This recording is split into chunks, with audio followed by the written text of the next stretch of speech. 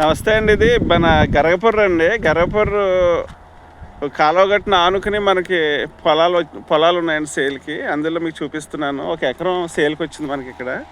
ఇదిగోండి చూపిస్తున్నాను. ఇదేనండి మన గట్టు పక్క నుంచి కింద ఎకరం పొలం అండి ఇది. దీని పక్కనే మనకి ప్రాన్ ట్యాంక్స్ కూడా ఉన్నాయి.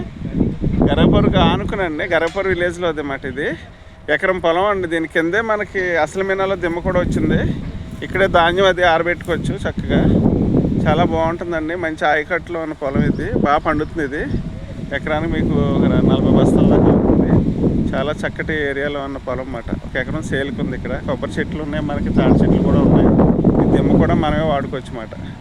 చాలా బాగుంది పొలం అండి ఇది. మంచి వాటర్ సౌకర్యం ఉంది. కాలువ కూడా మనకు మురికి కాలువ కూడా మన నెంబర్ 1 వాటర్ అండి. చాలా స్వచ్ఛంగా ఉంటుంది వాటర్ కూడా.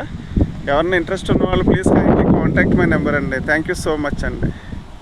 రైతే రాజు అండి. ఈ రోజుల్లో రైతు వల్లే మనం ఈరోజు సంతోషంగా ఉన్నామంటే రైతు పండించే పంట వల్లే మనం ఈరోజు ఒక మెతుకు మనం తినగలుగుతాం.